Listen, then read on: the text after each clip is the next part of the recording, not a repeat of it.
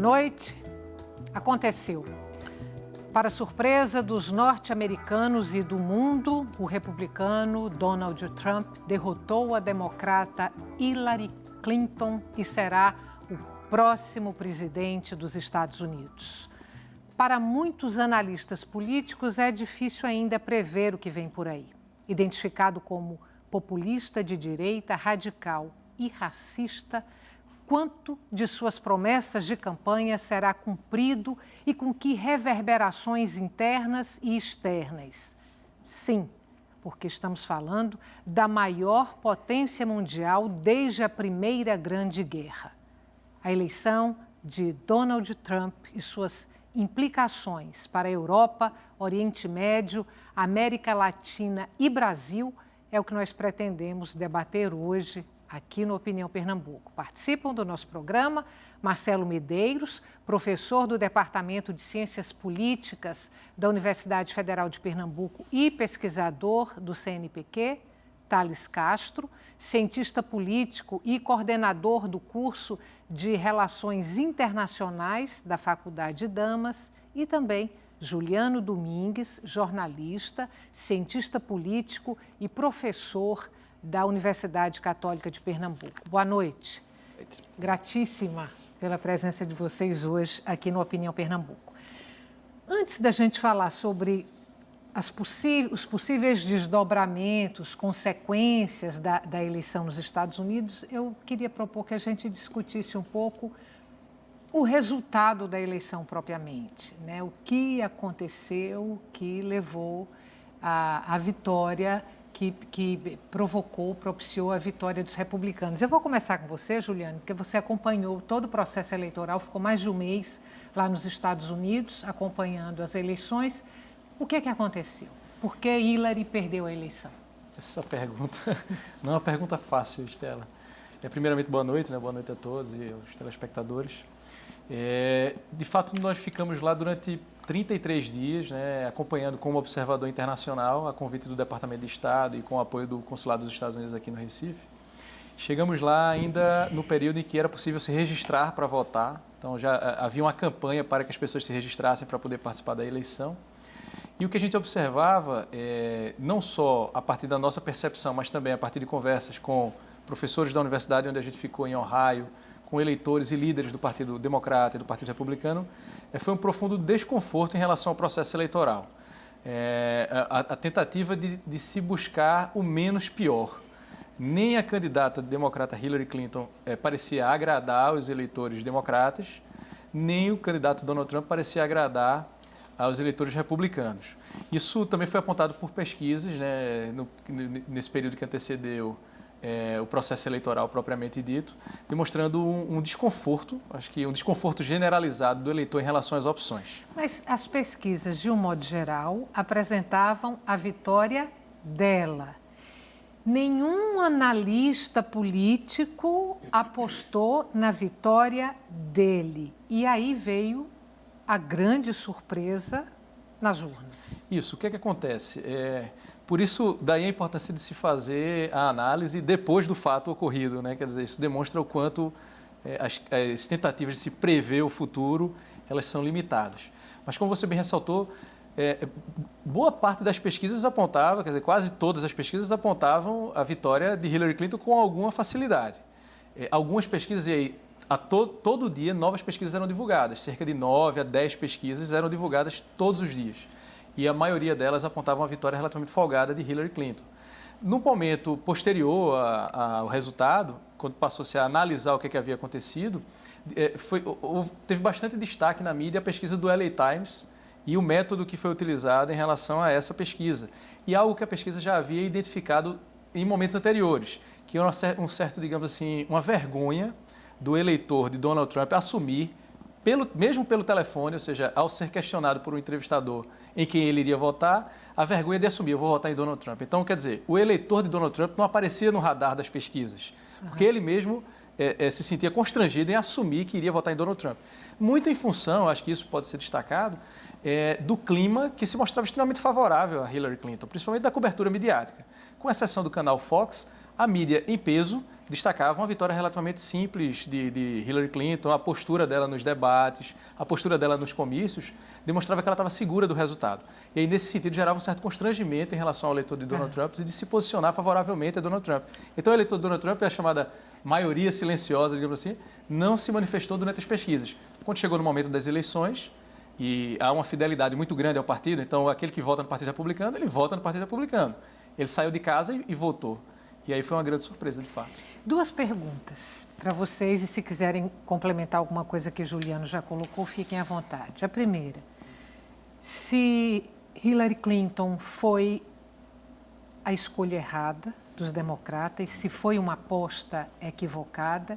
E a outra pergunta, se é possível traçar o perfil do eleitor que votou majoritariamente Donald Trump. E aí, se é o operário, o trabalhador branco, de baixa escolaridade e com complicações financeiras. Primeiro, é importante dizer que Hillary Clinton venceu as eleições.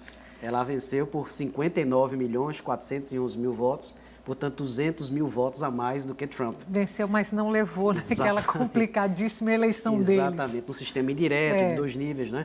Então, é isso que Juliana apontou, tem muita propriedade.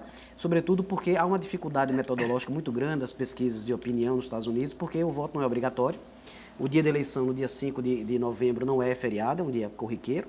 E, consequentemente, você tem essa silenciosa maioria aludida por Juliano, que ela se envergonhara de verdadeiramente mostrar a sua antecipação de voto. E será que Hillary foi a escolha ideal? A máquina política de âmbito nacional do Partido Democrata apostava muito na esteira da eleição do primeiro negro, Obama, em 2008, na capacidade inventiva de inovação e de continuidade dessa bandeira de trazer uma primeira mulher à Casa Branca. Então, essa foi uma grande aposta. Por que não Bernie Sanders, que teve competitividade nas primárias até as grandes terças-feiras, as super terças-feiras, né? Naquele momento ali das primárias. Porque Bernie Sanders, na verdade, ele era um candidato meio que independente, ele foi alojado no Partido Democrata recentemente. Não é? Ele como se fosse um estranho no ninho que utilizou como uma barriga de aluguel o democrata para se projetar. Então é difícil dizer agora, mas a aposta foi na capacidade de Hillary Clinton, com a experiência política que ela tinha. Ela foi senadora por 2 mandatos de um estado importante, que é o estado de Nova York. Ela foi secretária de Estado no primeiro mandato Obama. Então ela tinha experiência, tinha capilaridade e visibilidade política. Mas isso não se traduziu no eleitor médio. E aí, puxando a tua pergunta, quem foi esse eleitor médio do presidente Trump? 45º presidente agora. 45º. Na verdade, é aqueles que se sentiam e se sentem, de alguma maneira, espoliados pelo processo de globalização, aquele que temerosamente entende que a concorrência internacional, a exposição internacional dos Estados Unidos, traria prejuízo, e certamente aquele que entende que a dinâmica internacional deve ter uma outra roupagem, mais endógena, mais conservadora, mais reacionária, sobretudo naquele cinturão conservador branco chamado Church Belt, ou seja, o cinturão das igrejas, né? Então, isso se pronunciou. Quando ele vence na Flórida, e a Flórida tem 29 votos no colégio eleitoral, boa parte dos analistas já entendeu que, na verdade, iria ser a vitória de Trump. Quando ele vence em Ohio e na Pensilvânia ali do lado, então praticamente já selou. E que tipo de eleitor médio foi esse? Foi um eleitor branco, um eleitor com escolaridade média e, consequentemente, averso a esse processo de globalização. A abstenção dos democratas pode ter também determinado essa vitória de Trump? Me parece que a abstenção foi maior do lado democrata do que do lado republicano. Como o Thales bem pontuou, é complicado identificar a abstenção num sistema que não obriga o eleitor a votar, né? Então, o sistema americano tem essa peculiaridade, o voto não é obrigatório, e havia em ambos os lados esse desconforto, que também foi aqui apontado pelo Juliano, de ambas as partes. Não havia entusiasmo nem de democratas, nem de republicanos no que diz respeito aos seus próprios candidatos, né? Apesar dessa imagem da Hillary, essa potencialidade que ela tinha de ser a primeira mulher, de representar valores que, de certa forma, eram carregados pelo presidente Obama, né?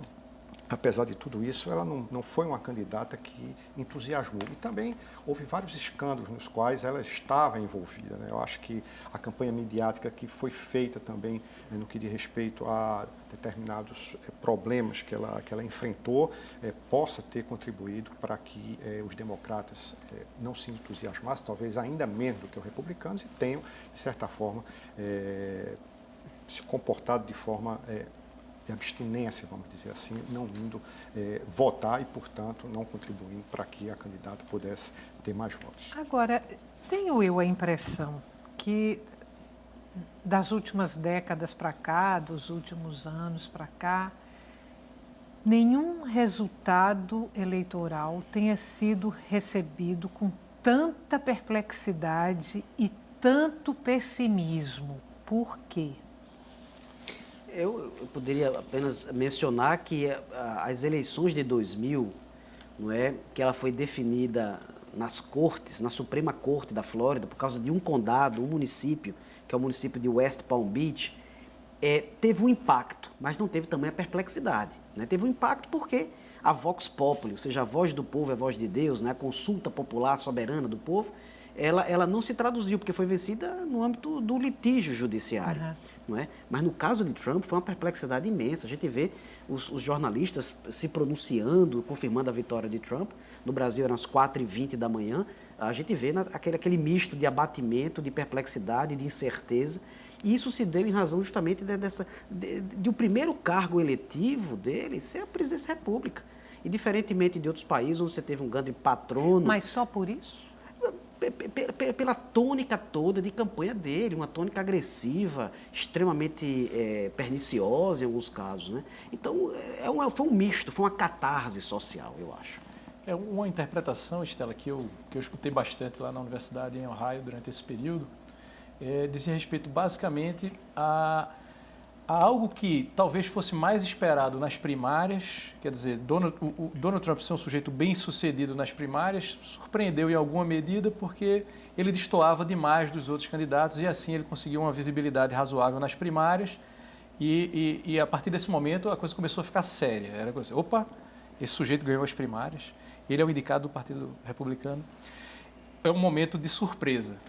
Quer dizer, o discurso radical e um tanto folclórico em determinados momentos, que destoava da tradição, digamos assim, do republicano conservador, né? Aquele que a gente estava conversando agora há pouco, antes do programa começar. Quer dizer, ele destoa do candidato conservador, republicano conservador. Tanto é que ele não teve apoio de boa parte do Partido Republicano, de liderança importante do Partido Republicano. No momento da campanha, quer dizer, e aí ele ainda havia perplexidade, quer dizer, a perplexidade também se deu porque também havia ainda a expectativa de que ele não ganhasse, porque não se imaginava que aquela figura, um tanto caricata, vai ganhar as eleições. E aí ele ganha as eleições. O que eu ouvi bastante lá? Uma apreensão sobre o que vem por aí, porque como ele não é um político tradicional, ao contrário de Hillary Clinton, que você consegue prever o que é que vem por aí, não se sabe o que é que vem por aí. Então, o grau de incerteza é relativamente grande. E também em função do comportamento dele, do trato pessoal. Ele é, digamos assim, o estereótipo do empresário bem-sucedido, mas rude no trato e nas palavras. Então, isso ficou muito claro durante a campanha presidencial, quando ele se referiu a negros, latinos ou mulheres com palavras que pouco usuais, né? Quer dizer, ele não seguia as recomendações dos seus consultores, dos seus estrategistas de campanha, e mesmo assim ele foi eleito. Então, uma apreensão muito grande assim. E agora, como é que vai ser, por exemplo, a participação dele nas Nações Unidas? Minha nossa, esse é o presidente do nosso país. Então, havia uma perplexidade muito nesse sentido. Pelas mesmas razões apresentadas aí por Juliano, o mercado financeiro tremeu, porque tremeu. Tão logo foi anunciado o resultado da eleição, o mercado financeiro tremeu. Pelas mesmas razões? Sem dúvida nenhuma, o fato de não se conhecer, né? O tremor se dá quando não se sabe o que vai acontecer. Então, essa volatilidade do posicionamento do candidato e do atual presidente eleito Donald Trump fez com que os investidores, enfim, as forças econômicas também reagissem de forma negativa pela incapacidade de prever minimamente o que será feito a partir de janeiro de 2017, né? claro, a gente vai ter a oportunidade de falar aqui sobre as instituições norte-americanas, como essas instituições devem, ou pelo menos esperamos que elas possam pautar e enquadrar, de certa forma, o comportamento do presidente. Então, o presidente é uma coisa, a presidência da República é outra coisa, é uma instituição. Mas, apesar disso, apesar dessa possibilidade, dessa potencialidade das instituições poderem enquadrar um pouco esse comportamento volátil, apesar disso, os mercados reagiram negativamente à eleição presidencial. Vou fazer a pergunta, não sei se vai dar tempo dela ser respondida. Se não der, a gente joga para o próximo bloco. Juliano falou aí nas primárias, que Trump venceu as primárias. Venceu derrotando Jeb Bush. Jeb Bush, Ted Cruz, Marco Rubio, grandes políticos, né? Essa vitória dele aí nas primárias, derrotando Jeb Bush, significa que a oligarquia Bush foi dizimada? Olha, quando um candidato, na verdade, não tem êxito nas primárias, certamente ele perde muita capacidade de capital político, né? Jeb Bush pode talvez tentar um voo mais futuro, mas certamente foi brutalmente afetado, porque Jeb Bush, inclusive, ele se retira da sua candidatura. Ele não vai até o final. Depois da vitória em Iowa, Iowa é a primeira, né, nos estados ali, você já vê uma retração muito grande da oligarquia, do brasão de família Bush, né? Vamos fazer um intervalo curtinho. A gente volta daqui a pouco, não saia daí.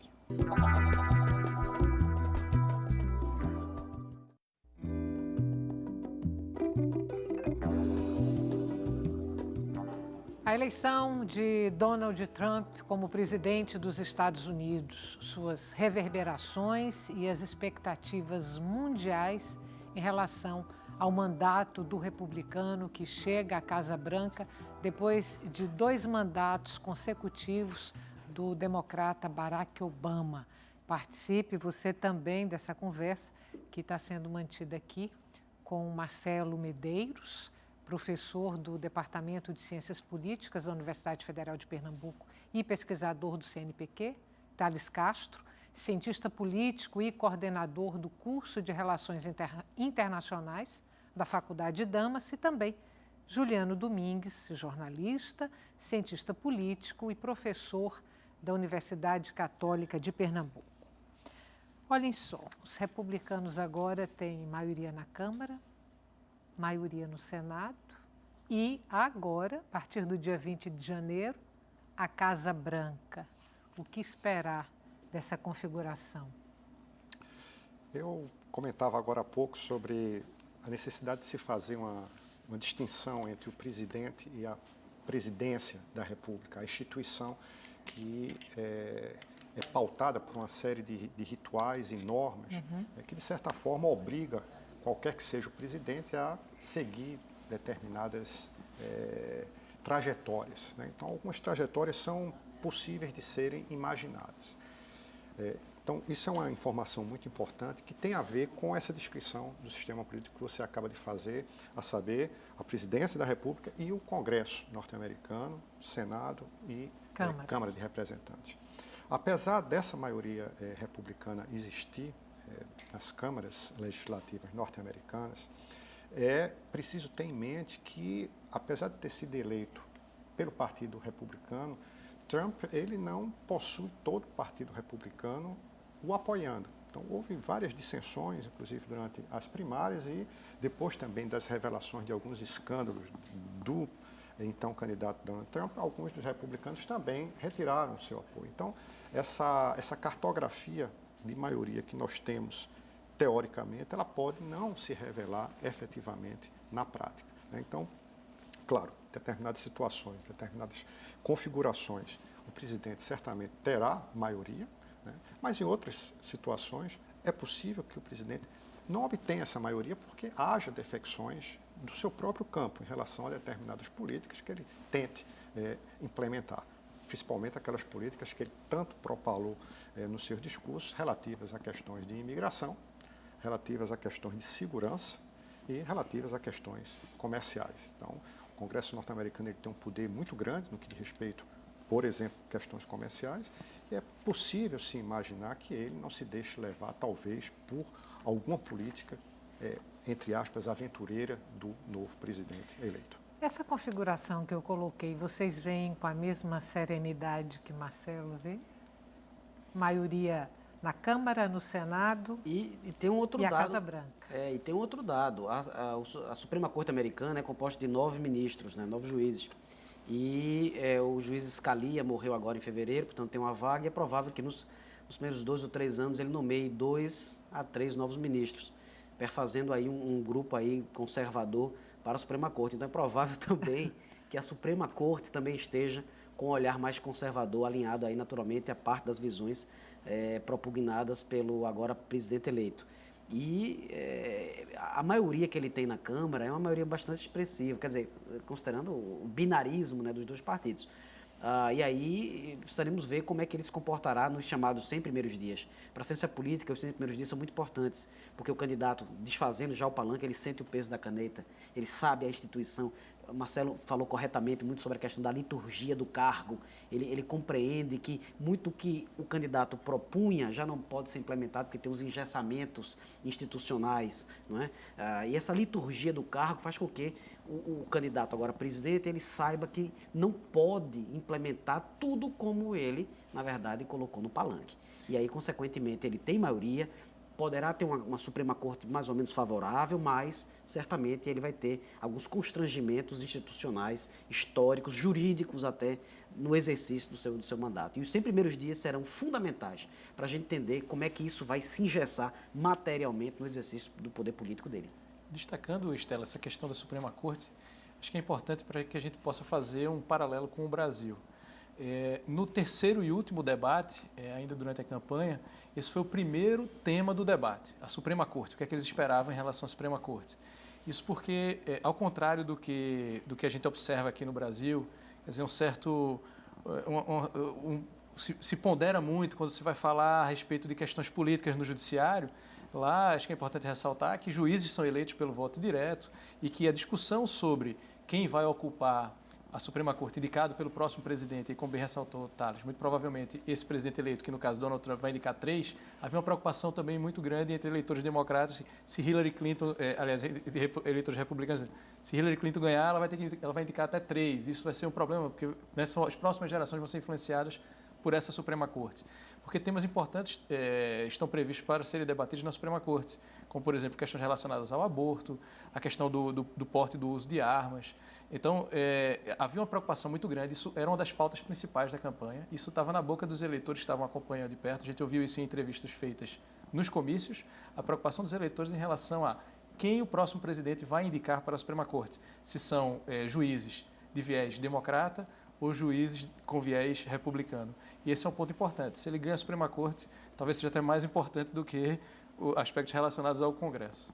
Quando saiu o resultado da eleição e a vitória de Trump, fez-se uma certa aproximação, analogia entre a vitória dele nos Estados Unidos e o crescimento do fascismo ali na Europa na década de 30. Essa é uma aproximação estapafúrdia? Eu, particularmente, não veria muitos paralelos, né? A década de 30, na Europa, teve suas especificidades muito pontuais, não é? A Europa viveu aí os ares aí pós-29 de uma depressão mundial começada justamente em Nova York, em outubro. Os anos 30 foram anos de uma crise sistêmica institucional muito forte, permitindo a emergência do nazifascismo. Em 33, Hitler assume como primeiro-ministro, em 34 como Führer, né? Então, um hipernacionalismo também extremamente belicoso. Eu não salvaguardaria paralelos históricos. Agora, algo a gente precisa estar atento. Estamos diante de uma grande mudança pendular nos longos ciclos históricos e da política que certamente reverbera-se hoje para uma direita. E por direita a gente concebe, há muitas direitas, não é? Nos Estados Unidos ela está assumindo mais de uma direita conservadora, na Europa pode ter um viés mais de direita reacionária.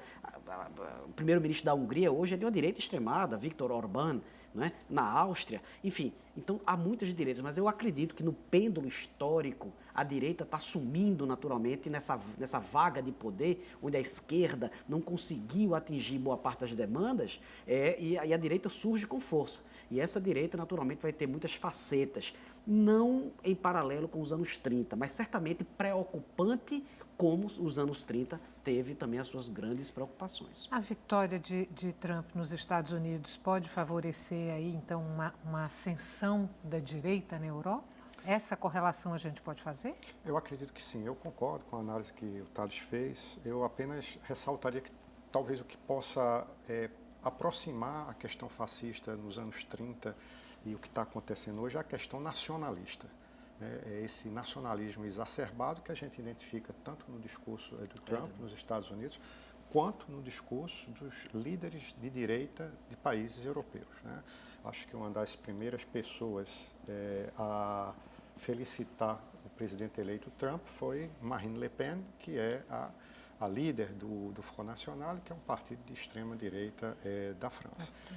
Então, eu acredito que a eleição de Trump, sim, vai dar um balão de oxigênio a esses movimentos nacionalistas, que, no mais das vezes, possuem uma cartilha de direita, né, e que pregam de forma muito ostensiva o nacionalismo, o olhar para si mesmo. Né? No caso dos países europeus, no mais das vezes, são líderes que são contrários ao processo de integração da Europa, acusando de problemas graves de imigração. Nós tivemos o caso concreto do Brexit, que foi algo também surpreendente, né? Talvez fruto também de uma maioria silenciosa que não via as forças tradicionais representarem os seus interesses. Talvez tenha isso acontecido também no caso de Donald Trump, né? Essa vontade de sair do mesmo. Né? Democratas e republicanos vinham se revezando, mas para talvez uma grande maioria, sem conseguir resolver os problemas, e chega a um determinado momento que se pensava que talvez fosse parar nas primárias, né, mas que foi avante. No caso da França, nós tivemos no passado o pai da Marine Le Pen, o Jean-Marie Le Pen, que foi para o segundo turno da eleição, mas não passou. Quer dizer, muita gente votou no primeiro turno, no Front National, protestando, né, querendo demonstrar insatisfação. Ele foi para o segundo turno, mas aí eles recuaram. Aí a grande maioria votou, acho que foi Jacques Chirac, o concorrente, e votou na direita centrista, né, e não nessa direita extremada representada pelo Jean-Marie Le Pen. Mas, enfim, para responder a sua pergunta, sim, eu acredito que essa vitória de Donald Trump deve estimular e dar um balão de oxigênio a esses movimentos nacionalistas no continente europeu. E aí, imigrantes e refugiados ficam como? Estela, eu destacaria ainda que talvez, né, me parece que a vitória de Donald Trump talvez seja o projeto mais bem sucedido do candidato que se apresenta como negação da própria política. Acho que isso é importante ressaltar, não necessariamente traçando os paralelos, eu absolutamente concordo com as observações relacionadas à possibilidade de estabelecer esse paralelo com o fascismo, mas eu acho que isso, sem dúvida, ou seja, a eleição daquele que se coloca como o que rejeita a política tradicional. Aquilo que se fala já há bastante tempo na ciência política, que não é uma característica só aqui do Brasil, mas a chamada crise das instituições representativas, ou a crise da democracia representativa, se revela em episódios desse tipo. Então, acho que é importante ressaltar que durante toda a campanha eleitoral, Donald Trump se colocou como o outlier, né? Apesar dele ser ele se colocava contra o establishment, ele sendo fruto do establishment. Ele se colocou contra a mídia, ele sendo fruto da mídia. Então, mas ele se colocou como um político não profissional e procurou desmerecer a Hillary, dizendo que ela era política profissional e olha que desastre ela sempre foi na carreira dela. Eu sou um homem de negócios super bem-sucedido. Então, em relação à questão dos imigrantes, a gente observou em mais de um episódio, tanto nos eventos do Mike Pence, o vice de Donald Trump, quanto no discurso, mas principalmente no discurso de Donald Trump, que é algo assim impressionante. Quer dizer, pelo menos esse que eu acompanhei em Cleveland, coisa de 15 mil pessoas enlouquecidamente gritando por ele. O discurso muito duro em relação aos imigrantes, mas eu destacaria que o discurso muito duro em relação ao imigrante ilegal. Então, todo o discurso era contra o imigrante ilegal, associando o imigrante ilegal ao aumento da violência nos Estados Unidos. Então, nesse sentido, ele conseguiu abarcar o voto do imigrante legal, que também se sente prejudicado pelo imigrante ilegal. Então, a gente encontrava, obviamente, que em menor quantidade, se comparado aos eventos de Hillary, o imigrante no evento de Trump. O imigrante legal, que também quer a expulsão do imigrante ilegal. Então, nesse sentido, do ponto de vista da comunicação e de se fazer entender pelo imigrante, acho que é razoável dizer que ele foi muito bem sucedido nesse sentido. Mas, sem dúvida nenhuma, acho que, não sei se os colegas concordam, o ambiente se torna bastante hostil em relação ao imigrante de uma maneira geral, né? Acho que isso tende a crescer. A gente tem pouco tempo para terminar o bloco, mas eu queria trazer logo a questão do Oriente Médio, com a vitória dele, e a ideia da criação, da construção de um Estado palestino. Como é que isso deve ficar a partir de uma perspectiva Trump? Ele, na verdade, nós temos muita dificuldade em tentar interpretar isso porque não se tem uma plataforma de política externa, a não ser em determinados momentos no debate presidencial dos três, né, onde ele fala que vai pedir para que os 28 membros da OTAN paguem mais.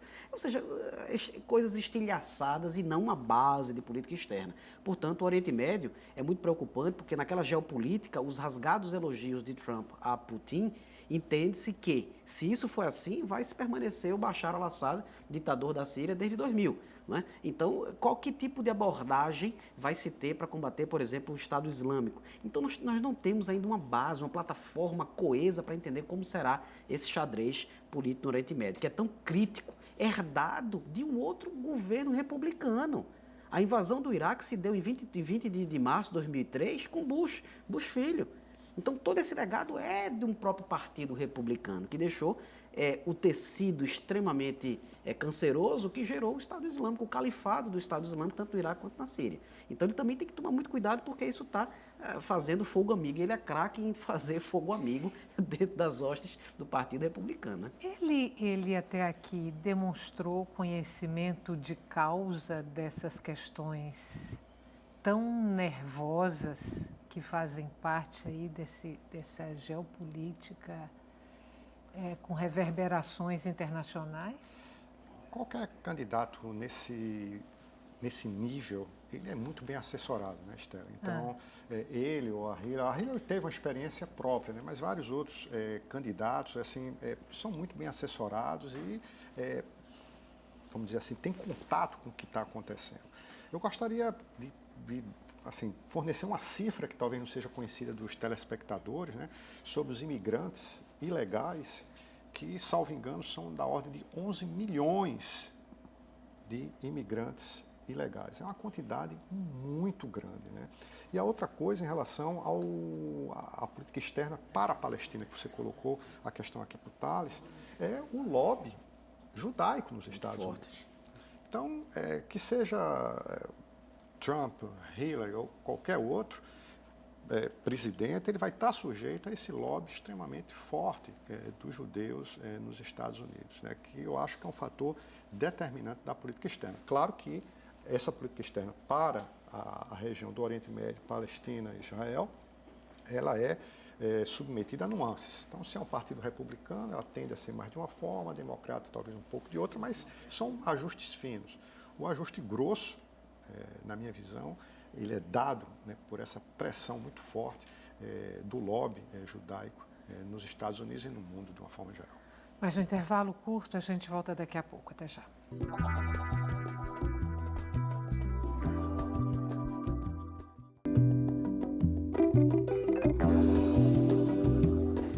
Estamos de volta para o terceiro e último bloco do Opinião Pernambuco. O tema de hoje do nosso programa é a eleição de Donald Trump nos Estados Unidos e as expectativas mundiais em relação a este mandato. Vamos falar então da América Latina? O que esperar? Da América Latina, de um modo geral, e particularmente o Brasil, claro. E eu queria também falar de Cuba, que vinha aí num movimento de reaproximação com os Estados Unidos, no governo Obama, e o que é que deve acontecer por lá? Eu acho que geograficamente fica relativamente fácil de entender o impacto, pelo menos se o presidente eleito Donald Trump levar a cabo parte do seu discurso e as instituições às quais eu me referi não forem capazes de frear um pouco esse ímpeto protecionista que ele tanto anunciou em seus comícios. Né?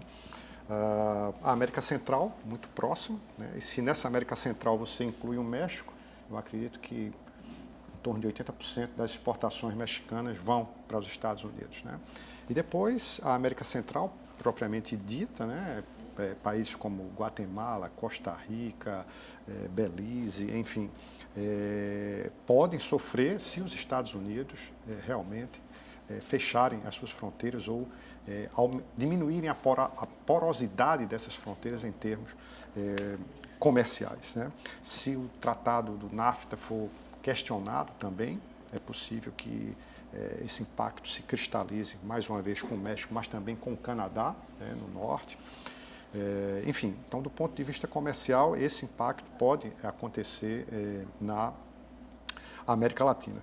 No que diz respeito ao Brasil, mais particularmente, o Brasil já foi muito mais dependente dos Estados Unidos do que o é atualmente, né? Eu acredito que talvez em torno de entre 10% e 15% das exportações brasileiras se destinem aos Estados Unidos. Então, se houver algum movimento no sentido de frear as importações, haverá impacto, sim, haverá desvio de comércio, sim, mas talvez não seja um problema tão grande para o Brasil como se possa imaginar. E mais uma vez, aqui eu insisto, o que os colegas também já colocaram, é que uma coisa é o discurso de candidato, a outra coisa é o discurso do presidente, balizado exatamente por essas instituições. Então, eu acredito que muita coisa que foi dita vai ser muito diminuída, né? Não que ele não faça nada do que foi dito.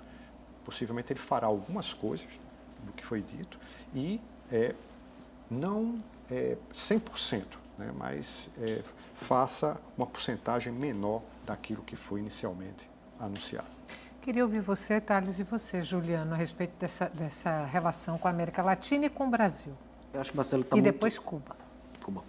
Acho que o Marcelo pontuou de maneira muito adequada aí toda essa macro-radiografia, mas existem muitas Américas Latinas, existe México e existe os demais, onde há uma tensão aí ao longo de 3.200 quilômetros que divide ali 4 estados americanos, Texas, Novo México, Arizona e Califórnia. Mas serão relações diplomáticas tensas o tempo todo, México e Estados Unidos? Olha, não serão relações suaves, não.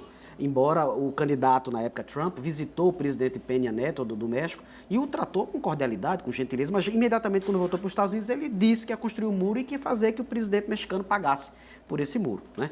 Algo estapafúrdico, enfim. Agora, com Cuba, olha, eu antevejo que na relação com Cuba não deva haver uma ruptura muito grande como estava caminhando, não.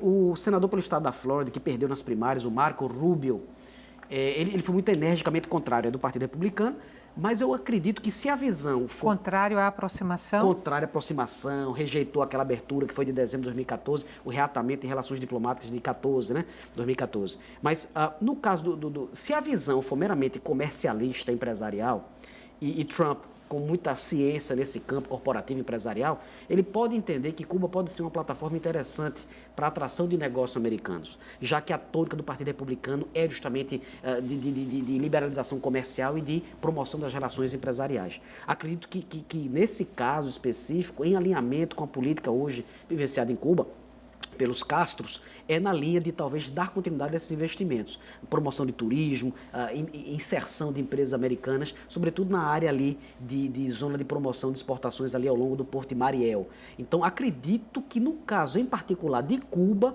isso possa ter uma certa continuidade. Agora, imagino que o candidato agora a presidente Trump possa rever a legislação que garante automaticamente green card para aquele cubano que atingiu a costa da Flórida, dos Estados Unidos, e aí, consequentemente, imediatamente aquele cubano já recebe o visto permanente de estada. Acredito que ele vai rever essa tônica, à luz dos discursos dele no que tange a um recrudescimento da política de imigração. Mas com relação a relações empresariais com Cuba, acredito que deva ter uma certa continuidade. Juliano. Eu destacaria que os colegas estão muito mais habilitados do que eu para trabalhar esse assunto, então eu vou procurar destacar algum aspecto que me chama a atenção do ponto de vista do discurso, da comunicação política ao longo da campanha. Do ponto de vista da comunicação política, a referência ao muro foi muito importante, né? Antes dos comícios começarem, as pessoas ficavam gritando: vamos construir o muro, vamos constrói o muro. Então havia um coro. Então, assim, do ponto de vista do símbolo, o muro funcionou muito bem. Então, nesse sentido, do ponto de vista de política externa, como bem ressaltaram os colegas, não havia maior detalhamento. Quer dizer, o muro acabava tomando o discurso. Então, era o muro e a expulsão dos imigrantes ilegais. Mas aqui e ali ele ressaltava, em vários discursos, o fato de que, ao estabelecer relações internacionais, os Estados Unidos foram generosos demais e os acordos precisam ser revistos, porque levamos desvantagem. O governo Obama foi uma tragédia nesse sentido, então precisamos rever os acordos. Daí a ideia de que o México é que vai construir o muro, porque como eles já ganharam muito dinheiro às nossas custas, agora é a hora de eles construírem o muro. Então, com relação ao Brasil, Estela, curiosamente, em um dos eventos, um comício do Mike Pence, o candidato hoje presidente eleito dos Estados Unidos, que nós acompanhamos presencialmente em Cleveland, ele fez referência ao Brasil no discurso, quando fez uma crítica a Hillary Clinton, dizendo a nossa política externa é um desastre. Hillary Clinton, enquanto secretária de Estado, viajava pelo mundo, por exemplo, esteve no Brasil e disse que abria as nossas fronteiras aos brasileiros. E nós lá, brasileiros, acompanhando esse discurso. Então, a referência foi muito mais nesse sentido, generalista, se referindo ao fato de que fragilizamos as nossas fronteiras. Negociamos demais e precisamos pensar na América para os americanos. Então, o discurso era muito nesse sentido, assim como foi destacado pelos colegas, do protecionismo e do discurso anti-globalização. Para a gente, faz alguma diferença, eu digo para a gente, para o Brasil, faz alguma diferença ser Trump ou se fosse Hillary, por exemplo? O que eu escutei não lá... Não muda nada. O que eu escutei, Estela, eu fiz essa pergunta também lá na universidade em Ohio, de mais de um especialista eu escutei que não faz muita diferença, porque... na verdade, do ponto de vista estratégico, o Brasil já não seria tão importante assim. As preocupações que estariam na pauta, e aí nesse caso específico de Trump fariam mais diferença, o combate ao terrorismo, o Estado Islâmico, etc., essa seria uma preocupação maior. Do ponto de vista das relações com o Brasil, o que eu ouvi lá, e aí talvez os colegas possam ressaltar isso aqui, é que há um histórico de relação, sim, Brasil e Estados Unidos, e que, mais uma vez, ressaltando aquilo que Marcelo já chamou a atenção, não é a mudança de um presidente que necessariamente vai mudar essa relação, que é uma relação histórica que já está, de certa forma, estabelecida e consolidada. Ele acenou também com a possibilidade de rever os acordos que tentam impedir o avanço de mudanças climáticas. Isso quer dizer exatamente o quê? Preocupação à vista? Quer dizer que um esforço feito na capital parisiense, da COP, de mudanças climáticas, que entrou em vigor há poucas semanas, na verdade pode ter um grande player, um grande ator político fora dele, os Estados Unidos. E digo mais, está acontecendo agora em Marrakech mais uma reunião da COP para justamente avançar, para materializar esse arranjo jurídico em defesa do meio ambiente no que tange aquecimento global. E Trump disse, nós não iremos fazer parte desse arranjo das mudanças climáticas, nós iremos economizar, a visão dele, nós iremos economizar o dinheiro para promover em políticas internas de salvaguarda do meio ambiente, entendendo que a visão endógena, ela está integrada a toda uma malha complexa na área internacional. E aí, consequentemente, a gente vê uma endogenia nacionalista infantilizada, eu diria. Porque questões relativas ao clima, elas transcendem nações, elas transcendem fronteiras.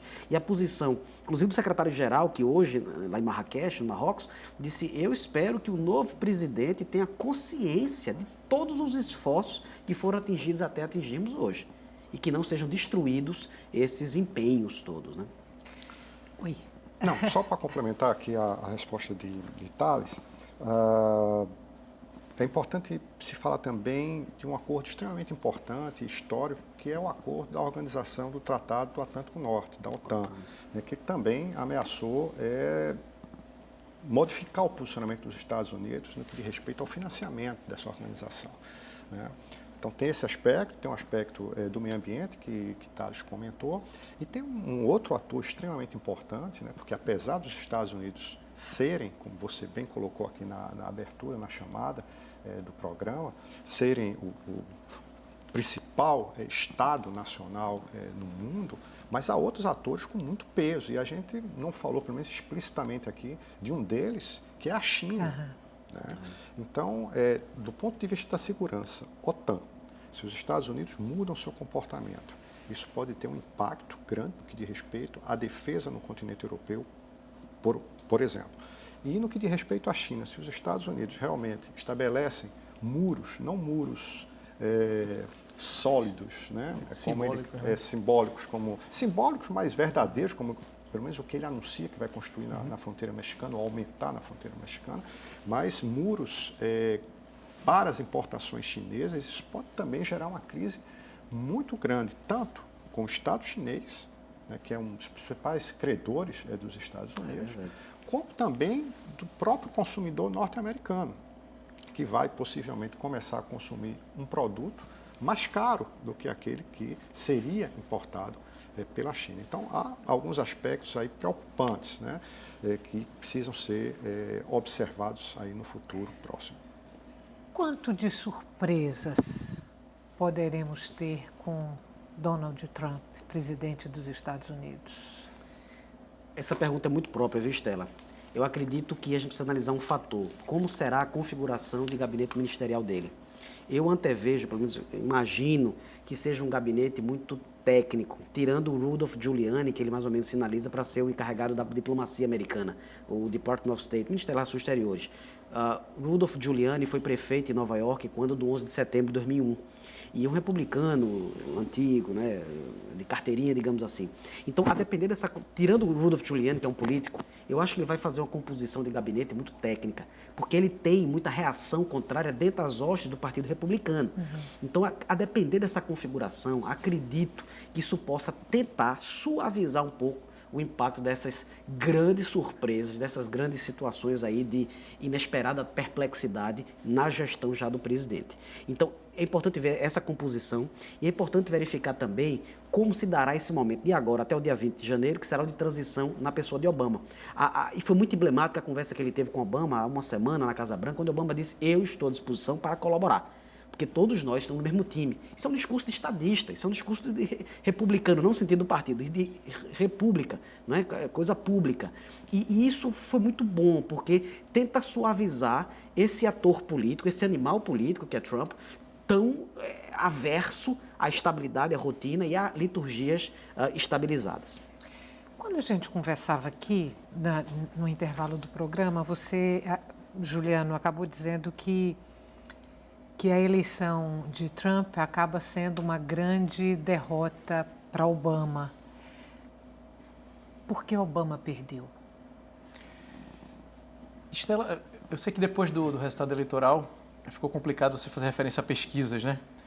Mas mais de uma pesquisa, pesquisas divulgadas no momento que antecederam a abertura das eleições, porque tem o momento do voto antecipado, etc., indicavam uma insatisfação de cerca de 70% da população dos Estados Unidos em relação aos rumos que o país estava trilhando. Então, nesse sentido, é como se Donald Trump tivesse conseguido captar e, como um sujeito muito bem habilidoso do ponto de vista midiático e discursivo, ele criou uma narrativa sob medida para esse momento de insatisfação em relação ao momento, à situação política do país, econômica. Então, por exemplo, como os colegas ressaltaram, as questões econômicas e tal, em mais de um momento, eu acompanhei vários discursos pela televisão e ao vivo, ele fazia referência aos empregos que os Estados Unidos estavam gerando fora dos Estados Unidos. Então, o discurso da América para os americanos, o discurso da ênfase, a dinâmica interna do país, encontrou um espaço muito grande entre o eleitorado que, apesar de avaliar em grande medida positivamente a figura do Obama, ou seja, como um sujeito respeitável e etc., e que de fato vai entrar para a história, e isso eu escutei de um republicano, ele vai entrar para a história como um dos grandes presidentes que esse país já teve. Mas há uma insatisfação com os rumos que o país está tomando. Então, é como se o Donald Trump tivesse conseguido catalisar isso a seu favor. Então, nesse sentido, é possível dizer que foi uma derrota de Obama, porque ele também se empenhou pessoalmente na campanha pró-Hillary Clinton, né? Ele percorreu o país enlouquecidamente, fazendo campanha para Hillary, um desses discursos eu acompanhei também. Então, assim, é uma derrota dele, e se vê isso muito claramente quando desses encontros, os primeiros encontros dele, do primeiro encontro dele com Donald Trump, que a imprensa cobriu, como ele estava constrangido, né? Assim, havia um constrangimento muito grande naquele momento, porque, nesse sentido, ele que acumulou tantas vitórias, digamos assim, inclusive do ponto de vista diplomático, etc., ao longo da campanha, é como se tivesse sido interpretado. E aí um dado que eu me lembro agora, que eu escutei de uma eleitora negra, mulher negra, num evento de Donald Trump. E ela disse assim: eu sempre votei nos democratas, dessa vez eu vou votar no republicano, porque eu escutei mudança, mudança, mudança nas campanhas de Obama e nada mudou no meu país. Então, acho que havia uma insatisfação grande em relação aos rumos que o país estava trilhando e Donald Trump se apresentou como uma grande solução. E aí, nesse sentido, eu acho que há um dado preocupante quando se fala em democracias, e principalmente quando isso surge nos Estados Unidos, quando se imaginava que nunca surgiria ali, pelo menos na história recente, alguém que se coloca como o salvador da pátria. Então, o discurso populista é muito forte. Então, ele se coloca como um sujeito que vai resolver a situação. E a população é insatisfeita com os rumos do país, então é ele que vai resolver, então eu vou votar nele. Tem 1 minuto para fechar o programa. E aí eu quero trazer um fato recente brasileiro para a gente fechar o programa de hoje, deixar Donald Trump lá nos Estados Unidos. E eu queria perguntar para vocês, a Câmara hoje em Brasília, por volta das 3 da tarde, foi invadida por um grupo de, talvez, não mais do que 50, 60 pessoas, mas que invadiram a Câmara pedindo intervenção militar no país. Em que medida isso é importante, não é importante, é significativo, não é significativo? Você ter uma ação da população dentro da Câmara pedindo intervenção militar. É muito preocupante. É preocupante, sobretudo, porque a gente precisa canalizar e tirar toda essa cortina de fumaça para entender verdadeiramente que tipo de protesto foi esse, como foi essa dinâmica. Só pelo fato de invadir a Câmara do Povo, que a Câmara dos Deputados é uma casa do povo, a casa legislativa, certamente já gera uma série de simbolismos. Estamos diante de um tempo de extrema perturbação moral e de extremo desalento. Então, consequentemente, isso precisaria até, viu, Steph, deixar a dica aí para um outro programa para a gente avaliar seriamente sobre essas dinâmicas de um país que está ainda em processo de amadurecimento democrático e institucional como o nosso. Então, certamente merece muita cautela e muita, digamos assim, preocupação institucional, não só da academia, mas institucional.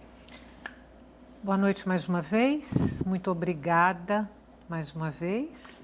Para você que está em casa, muito obrigada pela companhia até agora, e o Opinião Pernambuco volta amanhã.